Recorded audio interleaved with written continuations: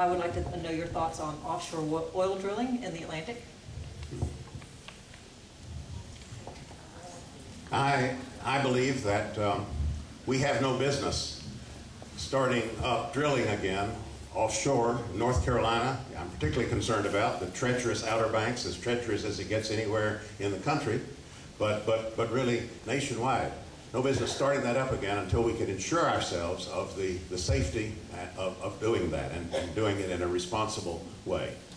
My opponent's position, at least the way he articulated a few years ago, is that the federal government has no authority to do anything about offshore drilling, no regulatory authority whatsoever.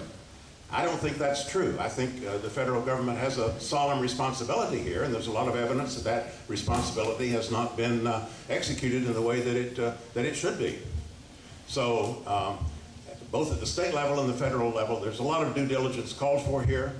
There are short-term measures that are being put in place after the Gulf disaster that will deal with some of the challenges in deepwater drilling.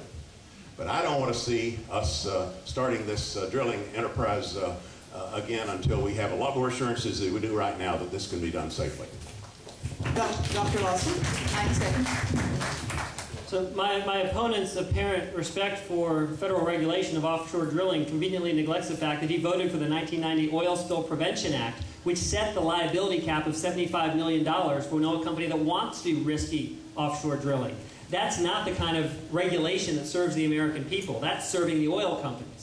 With respect to North Carolina, I do believe our states should have more control over what gets done off of our shores. My understanding of the geology off the coast of North Carolina is that we actually have more natural gas than oil. I certainly would favor tapping our natural gas reserves here in North Carolina. We are going to need every BTU that we can get out of the ground to transition to something resembling a sustainable future. Congressman Price, you have 30 seconds. As Mr. Lawson well knows, the liability cap was never enforced, and in fact, I voted to raise that very liability cap, as did anybody who had any gumption about them looking at this situation with BP and the kind of responsibilities we should place on BP. It was Mr. Lawson's friend Rand Paul and the chairman of or the ranking member of the House Commerce Committee who said BP was being unjustly put upon. No way, no way. We need to enforce the law, and we need to have strong question, please.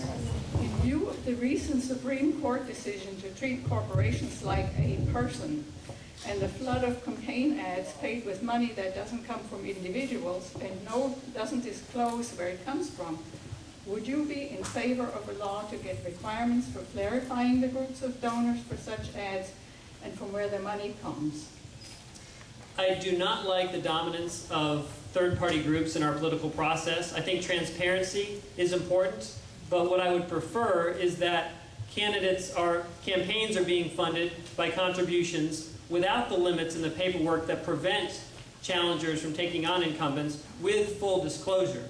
Now, the problem I have with the Disclose Act is it selectively places a much higher burden on smaller, many times grassroots organizations that are just now beginning to get their word out, while larger organizations like the NRA, for example, or the retiree organization, AARP, these are folks who are well equipped to deal with the new bureaucracy that would be put on them through something like the Disclose Act. We need law that treats people equally and doesn't give unfair preference to those organizations that literally are big enough to comply while squashing the smaller upstarts out of business, which is what the Disclose Act would do. Congressman Price, you have 90 seconds. I think the Supreme Court decision is atrocious. But the least we can do is to make certain that these globs of cash that are coming in over the transom are accounted for. I sponsored an updated version of my Stand By Your Ad Act. I'm the author of the disclaimer requirement where a candidate has to stand up and take responsibility for what's in his or her ad. We updated that, I updated that, and it should have been passed here, and it would have been except for a Republican filibuster in the Senate. Now, Republicans insisted on the exclusion Mr. Lawson talks about that would exclude some of the large, well-known groups like the NRA. I didn't like that, but it's not an excuse. You can't hide behind that and say you don't want disclosure of where all this money is coming from. It's hundreds of millions of dollars, unaccounted for, and most of it being spent on very nasty, destructive, personal, negative ads. So it's not healthy, and I hope for a reversal. Want to work toward a reversal of that Supreme Court decision, but in the meantime, think the least we can do is disclose. And by the way, my opponent's on record as opposing any limits. He doesn't like PACs, he says, but he opposes any limits on what individuals can give to campaigns. In other words, welcome Rupert Murdoch, come in and buy a candidate.